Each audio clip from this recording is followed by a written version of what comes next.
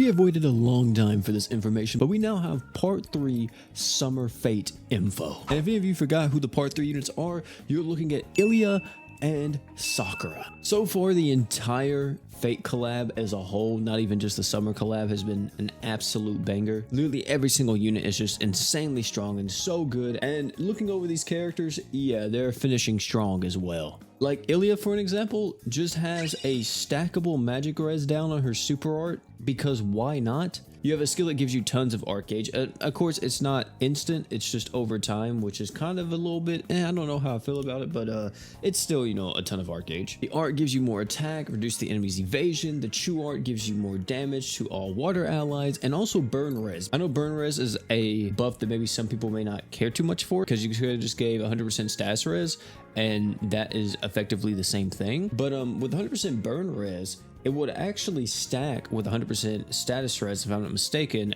and it will also stack a little Red Riding Mirror if you have that on your team, to give you like up to 300% burn res, which seems insanely strong, especially in harder content where you are constantly getting burned, and it doesn't matter how much burn res you have, you're gonna get burned. I think this is in the mono water floors where you have to fight Soleil. Isn't that the mono water floor? I feel like that's actually Dungeon Trials. I can't remember. It's one of the two. It's either DOT or the water floor. Also, her passive just kind of helps fill this attacker roll she's going for, being able to give herself more damage and also buffing up freeze and paralysis resist as well. Also, true weapon, insanely good, being able to give you up to 100% damage if you're a water unit, which, surprise surprise, Ilia is a water character. And also she gives 30% more damage to herself and arc gauge up to when she has this equipped.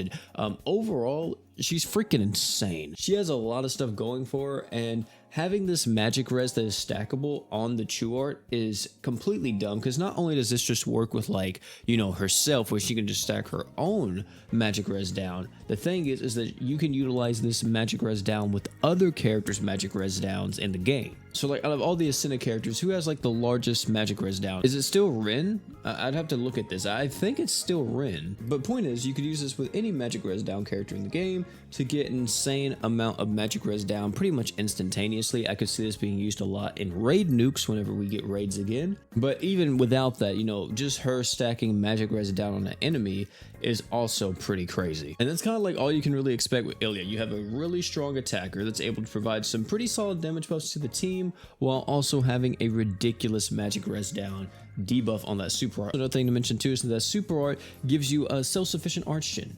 It literally gives you 25 arts every single time you use the super art, and it caps out at 150, so you really get a refund if you're actually stacking with this super art. And next is Sakura. Now, Sakura was a character that I was really hyped for. She's one of my favorite characters from Fate, especially ever since I saw Heaven's Feel, and she actually is pretty freaking good. Her super art gives dark res 150% down.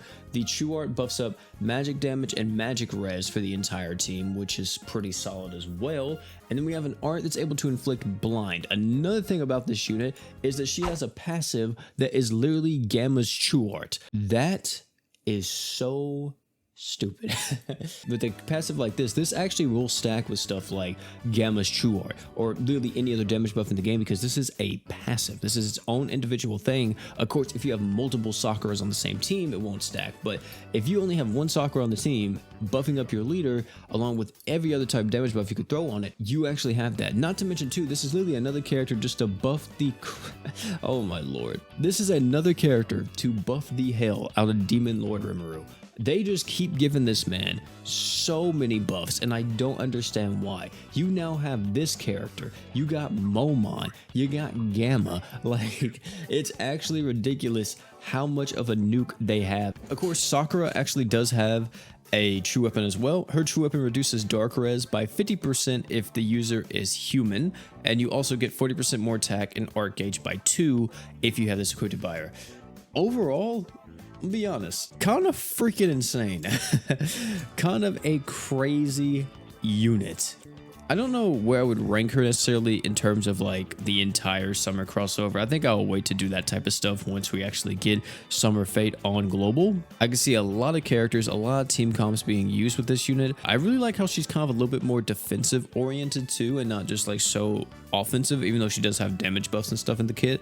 The fact that she does have that magic res buff on the true art plus the defense slot as well makes that insanely good, especially for like against certain fights. If you're using like Miranda or Kirisame or whoever, having her on the team just to give a bit more magic res and another defense slot is actually insanely good. But hey, that's gonna be it for this one. Thank you all for coming out. Tell me down below, what do you guys think about Sakura and Ilia? You already heard my thoughts. Would love to hear all yours. Overall, the entire Fate collab, even the old Fate, has been absolutely amazing. Like, it is ridiculous how good all these units are and how usable they all are. I mean, of course, it's nice to have like meta characters, but I think it's really good whenever they're able to make everybody be pretty strong, because that way it's like if you got somebody from Fate, you didn't necessarily lose. Like, you pretty much won compared to like other crossovers where there's a stinker in it. You know what I mean? It's like if you get that unit, it's kind of bad. That's enough for me. Thank you all for hanging out. If you enjoyed this, have check out either one of the videos popping on the screen right now. Great content, guarantee you love them. One more thing before you leave, don't forget to drink water.